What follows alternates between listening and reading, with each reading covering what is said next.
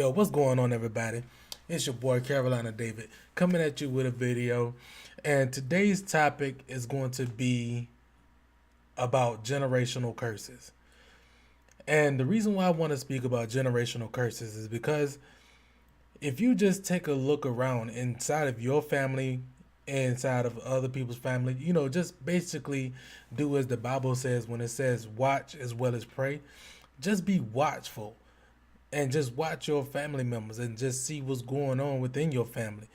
Um, because I seen this show, Iyanla Fits My Life, and in this episode there were I think it was like three brothers and one sister, and they were given they were the mother had uh she couldn't take care of them and they had to go to foster care. Now, in the midst of them being in foster care, they were forced to they were forced to have sexual intercourse with one another, perform oral pleasures to one another in order to eat food. Like, it's so disgusting. Like, when I heard it, it hurt my heart. But in the midst of them having to perform those sexual acts on one another, they were even molested by their foster parents. And it basically ruined their life. I mean, because like even one boy, he had a case of epilepsy because he been put through so much pain. Now, when you look at the the root of what they went through, it was horrible. They was molested, and it was just a bad deal. But then when you look at the mother, when the mother began to tell her story, she actually went through the same thing, but not to the extent that they went through. Like when she was growing up, her mom had a boyfriend of some sort or whatever like that. I can't remember from off the top of the head because I seen it the other day. I was meaning to do this video then, but time got by me. But the mother of those four kids, her mother had a boyfriend, or and she was being molested by that man. So she told her mother that she was being molested by the said man, and the mother said, "You're lying." So basically, what the woman did, she left. She ran away from home at the age of 16, I think she said she was. And when she ran away from home, she took to the streets and she became a prostitute. And in the midst of her being a prostitute, she had a child, her firstborn child. Her firstborn child was sent to her mother because she couldn't take care of them. Because in the midst there, she was also selling drugs. So the grandmother took custody of the firstborn, and the firstborn was being molested as well. And basically, I don't know the story of the grandmother because that was never told, and the mother never got the story of the grandmother, whether or not if she had been molested or not. But basically, if you look at the trending effect, how the mother of the four kids was molested and she took to the streets or whatever, and then it passed on to the other four children where they was molested. It's basically a generational curse because I could only bet. I could only just, matter of fact, I could just guess that the grandmother had probably went through the same thing of molestation, rape, or whatever the case may be. Now, here is the problem of it all. In the midst of her having them four kids, and matter of fact, she had them back to back. She had one at 16, one at 17, and then the twins at 18. in the midst of that, like I don't understand why would you continue to have kids when you couldn't take care of them? Excuse me. Like, why would you continue to have kids when you couldn't take care of them? You was prostituting. You was in the streets selling drugs as well. And Iyanla even said she was like she told the kids like maybe your mother had gave you away because she couldn't like because she didn't want you to be raised up in a bad way, like basically into her lifestyle. You shouldn't have had the kids in the first place because if you one thing that we as a race of people, I'm just be honest, we as blacks, one thing that we have a problem with doing, we have a problem of having sexual intercourse and having babies out of wedlock. I know people are gonna always say, well, the men should they should know who they effing. Uh, you should doggone pull out. You should be responsible. But on that same hand, women, you got to be responsible too. You got to stop having sex with men and trying to have their babies, thinking that they're gonna come back to you, and thinking that they're gonna stay with you, thinking that they're gonna fall in love with you because you have their child. That's not the case. Men, yeah, we'll probably stay around for a little bit, but if our intent was to leave you in the first place, or you was just someone to have sex with, we're still gonna leave you. That's just point blank. Now, if you find a man who loves you and cherishes you, that matter of fact, that's one thing that baffles me. I just cannot seem to wrap my head around the fact that whenever women get, they will choose a man who is a thug, who's in the street banging gangs or whatever like that. But just as soon as a good man come along and just try to be just try to be that good man, the one that loved them, that would cherish them and honor them and take care of them. Just as soon as he come along, she'll deal with him for a little bit, but more than likely she probably cheat on him and leave him because she first thing she'll say, "You ain't hard enough. I need a real man, someone that can tame me, tame you. You're not an animal." Like, and that's the generational curse that we have are enduring ourselves, where women tend to want to be single in a sense. Like, and then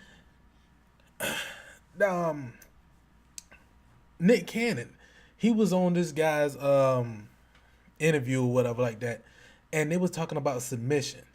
And Nick Cannon said that a woman shouldn't have to submit to a man because they are queens or whatever like that. Now, if you even go into the Bible it tells, yes, the Bible says that men should submit. But now, if you look at when he said men in a sense, is he talking about just men, us, men alone? Or is he talking about man and one man? Because if one submit, the other one doesn't, then it's gonna be a problem. If we men submit to women all day long and women just do whatever they want to do, it's gonna be a problem. But if we submit to one another, we can work things out then. Like, we can be one flesh. Like how the Bible says when it said the twain shall become one flesh. If we submit to each other, then we can flow like the running rivers. But if we don't submit to each other, then it's always going to be discord. You're going to always have some type of interaction with one another. Because sooner or later, that person that's submitting at that point in time, it ain't gonna be like that forever. Because they're gonna start to realize, they're gonna start to wake up like, hold up, man, why come you always do this to me? Why aren't you ever good to me? Why can't you just do right by me? It's not gonna last forever. Now, back to what I was saying. Like, I don't understand why women choose the man that's gonna basically cheat on them, that's gonna basically beat on them. That's not gonna be good. It's like y'all want that man who you got to take care of. Like it can we not say that that's a part of a generational curse as well? Because if you think about it, before integration had taken place, we was in a point of segregation. When we was in segregation, we as blacks, we had a high marriage rate, a marriage percentage. I think it was like, if I'm not mistaken, I know it's around 75% or above. Now, if you look at the marriage rate today, we ain't even above 20%. The reason why that is because after segregation had ended and when uh, government assistance took place, the women started kicking the men out of the homes, and then that's when your single parent homes started taking place, and I can't really fathom the reason why they did that because if I'm not mistaken, even you know what I'm saying, the elders will tell you back in the day we had the mom and pop stores, we had the mechanic shops, the black owned mechanic business, auto repair stores. We had houses, we had cars. We was on the verge of basically going back towards Black Wall Street once again, in a sense. But just as soon as that daggone integration took place, it's like the black ice wasn't as cold as the white ice. Not saying I'm not trying to be racist or nothing like that. I'm not trying to say white people are bad, but it's just that if you look at every other race, look at the Chinese. They work for it. They employ one another, and they typically basically buy from one another. One another. They cook their own food or whatever. You look at white people. They tend to go to white people and eat and buy from them and get their cars fixed. You look at Mexicans. They tend to go to one another, fix their own cars, houses, and buy from one another and work together. They employ one another. But then when you look at us as blacks, instead of us buying from one another, helping one another, we bring down that other brother and try to get over on the other brother. Like, that goes back to the generational curse. Like, this has been going on. This ain't just start in 2018, 19, and so on and so forth. This has been going on since back in the daggone 80s and 70s. Where it's like we hate one another. Excuse me. Now I had a friend, and we used to talk all the time. And every time I turn around, he always blaming it on. He was like, "Well, yeah, it's because of the Jim Crow laws and the Willie Lynch letter." Now I don't know about the Jim Crow laws, but I actually went and read the Willie Lynch letter. I thought it was gonna be like a few pages long, but when I read it, it was like 1 page long. And when I read it, basically what this man Willie Lynch did, he did a experiment where he had his own slaves and he just observed how we interacted with one another. And then that's when he wrote the letter down, and he said that he took that what we was already doing to one another and he made it monumental. He made it big. He made it bigger than what it was. The light versus dark, the old versus young, the man versus woman. He just took that and made it bigger. So basically, we already had a problem within ourselves. Now, this is where I'm like, I know there are other people out here that's basically talking and say, why can't we do better? And I'm saying the same thing. Why can't we love one another? Why is it that when I walk outside or go to the hood or whatever, I lock my doors around my own people? Why is it that when I buy when I used to buy new Jordans and stuff, I don't even buy Jordans anymore because it don't make no sense that a pair of Jordans cost $150 to $200 or more for a pair of shoes, something that you're gonna put your feet in and walk on. They're gonna get dirty. But when I used to buy Jordans or whatever, it don't make no sense where if I walk down the wrong street, that somebody probably try to rob me for my shoes. It's like we have a disdain towards one another, but I don't understand where this Black Lives Matter and the stuff come in at, because the only time Black Lives Matter is whenever another race of person, i.e. white people, when a white person take the life of a black man. But yet we take each other's lives all the time. Like every day. Chicago, daggone Louisiana, New York, we taking each other lives, all because of drugs, gangs. Why? Why do we hate each other so much? Can we break this generational curse that is placed upon us from way back when? Can we break that? Can we Can we go down the street in harmony, holding hand in hand like I am my brother's keeper? Can we do this?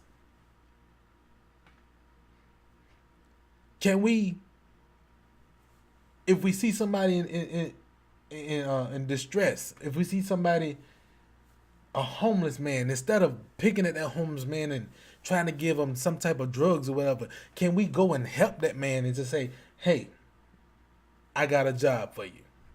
Like, matter of fact, we need to create jobs first. But if we do have jobs, can we, instead of giving them money for them to get something to eat, instead of giving them money, why not give them a job?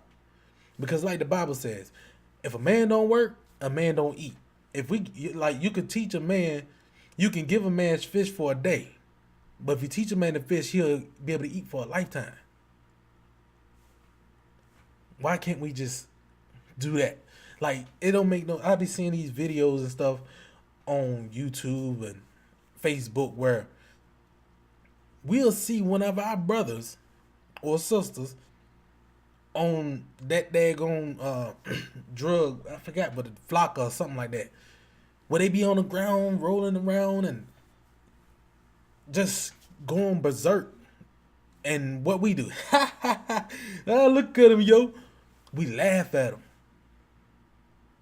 We laugh at him instead of calling the ambulance. Like, excuse me, I'm here at such place, and this person, I don't know if they strung on some type of drug, but they need help. Instead of calling to get help, we laugh at them.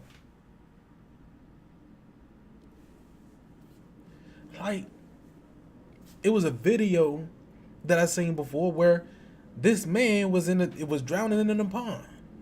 I don't know how he got out there. He might have got out there because he wanted to commit suicide. You never know. But these young boys, it was like 4 of them, smoking weed. And they sitting there laughing at the man. And he hollering, help. You could see him struggling for life. But what them young men did, they recorded it and laughed. And then they tell him, you shouldn't have took your dumb A out there. Really? When you could have just called 911 and tell them that you see a man in the pond that he's drowning. And if you can't swim yourself, go find a daggone long board or a long branch or something, and you could have tossed it out there and he could have grabbed on and you could have pulled him out. But that man lost his life because instead of them boys trying to help that man, they let that man die. I see all the time on Facebook and whatever where we'll try to jump one black man, we'll try to jump him. and then we don't jump them and try to just fight them to hurt them. It's darn near like we try to kill him, because if the man get knocked down on the ground, he's done. He's out. Instead of them walking away, they start stomping at this man, stomping at their head or whatever. But yet, Black Lives Matter. Matter to whom? To white people, another race, or us? Who should it matter to?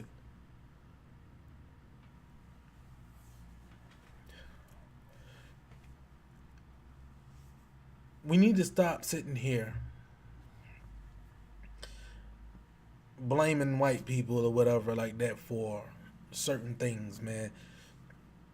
And we need to realize that we are our own worst enemy right now. Because even down to the cops, like I think it was 2017, I was watching this man's what's his name, DJ Just J. I was watching his channel, and one dude put a stat into the chat where it showed how many deaths that the police had did from January up until I think it was October, and how many deaths that Chicago alone had. And the deaths by cop, now this is nationwide. This is across the United States of America. The deaths by cop were, I think it was like 200, I think like 264 deaths, homicides by cops. Not just the blacks, but to everybody. But then the deaths in Chicago, Illinois, to us, was like, it was like 566 homicides. It was like 3,000 or so much, just reports of gun violence or whatever. To us, we killing, Chicago alone, compared to the nation, compared to the United States of America, the cops and whatever, Chicago alone beat them out by a long shot. Now let's imagine if they would have added Louisiana, New York, heck, even North Carolina for just imagine the numbers then. We killing each other so quick, man. I used to tell my brother, I was like, man, we're gonna go extinct.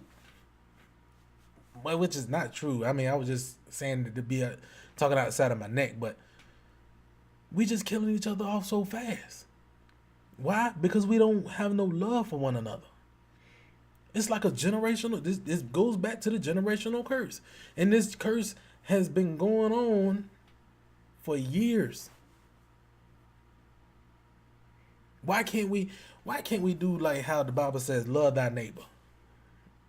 Why can't we go back to the point where the Bible says, do unto others you had them do unto you? Basically, if you give respect, you get respect. Why can't we just get back to the root, man? Like, I remember back in the day when I was growing up, man, we used to go to church all the time. Like, I mean, we was forced to go to church as kids, but it embedded a code in us. It embedded respect. You know what I'm saying? Like the church today, I ain't gonna lie.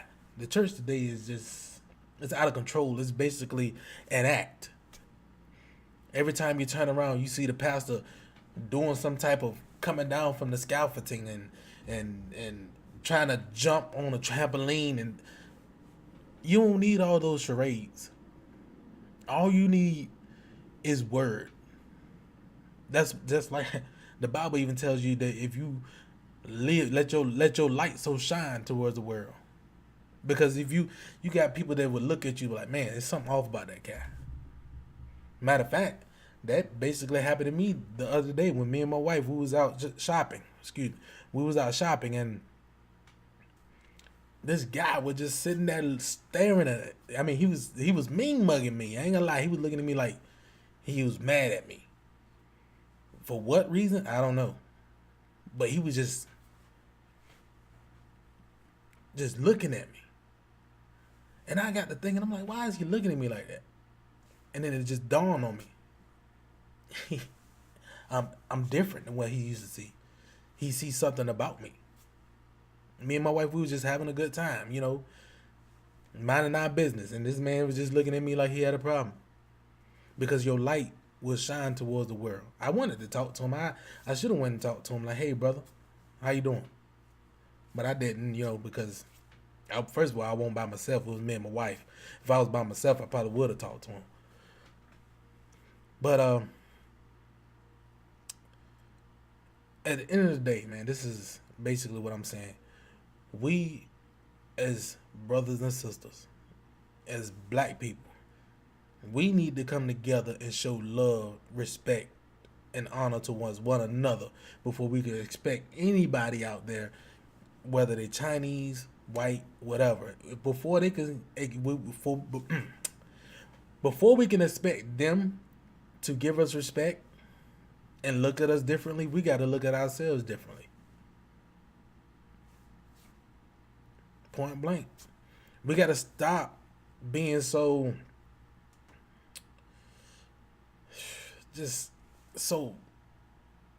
terroristic in a way. Like, I mean, I can't even think of another word because it's bad when you see a group of women walk into a store.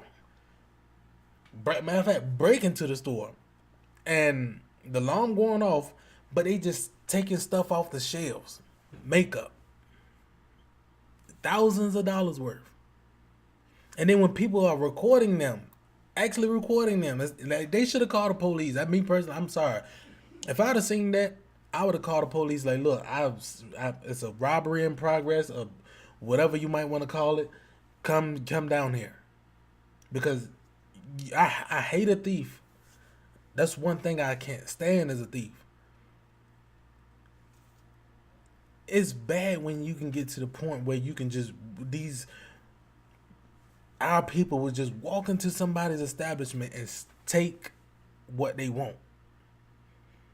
And even while they were being recorded, one woman was like, it was a white woman. You could tell she was white. She was like, "This is ridiculous. That's what you doing?" And there goes sister told her, "Shut up, B. Yo, you don't have no mask on or nothing." And they just walked right in there and just took whatever they wanted.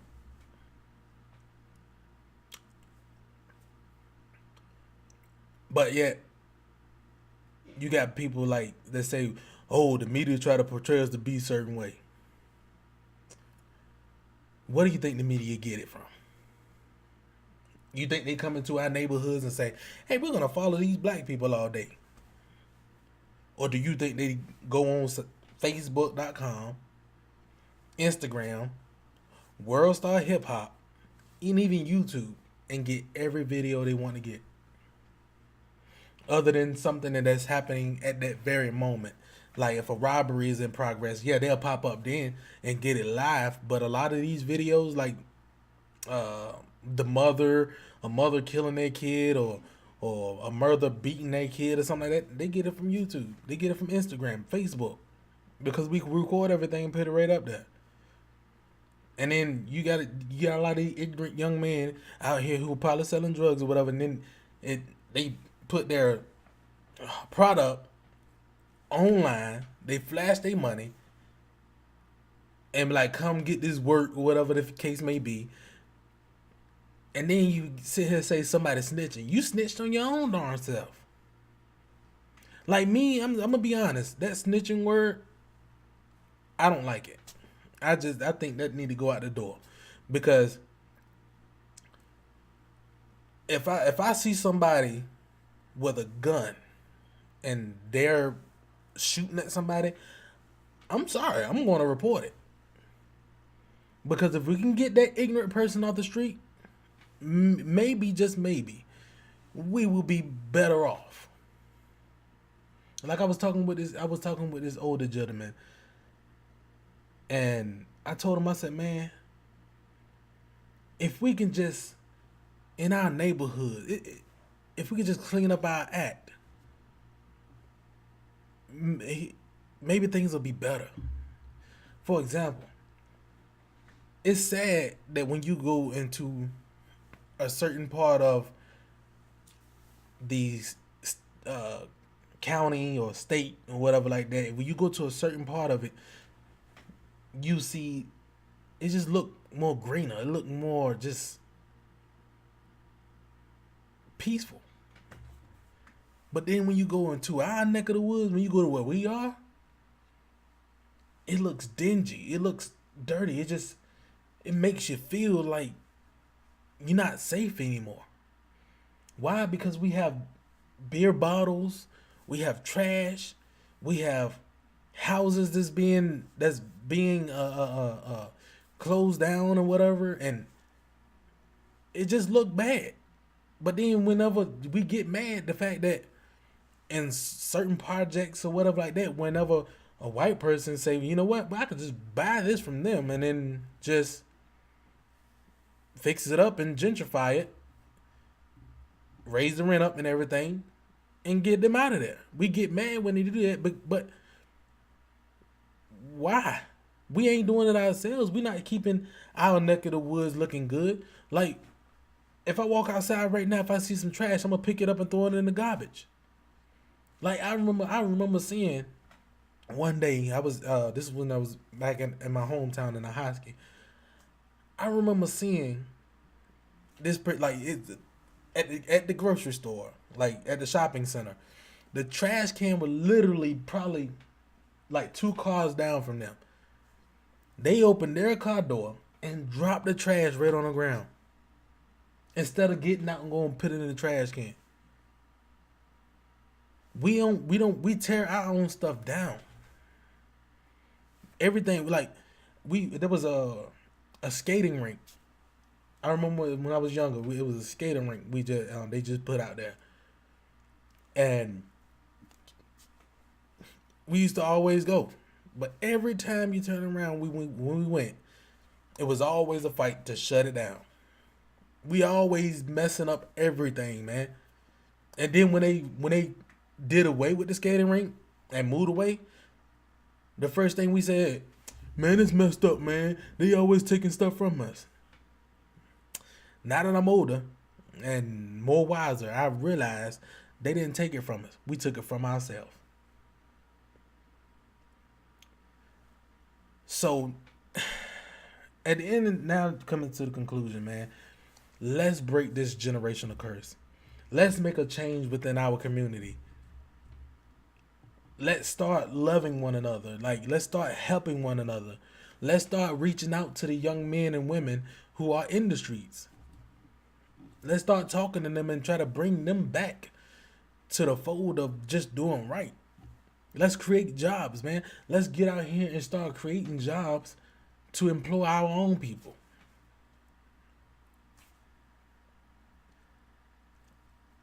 Let's just do better. It's like that old song say. Let's sweep around our own front door. Don't try to sweep around theirs. Let's get our house in order. I love y'all. Have a good night.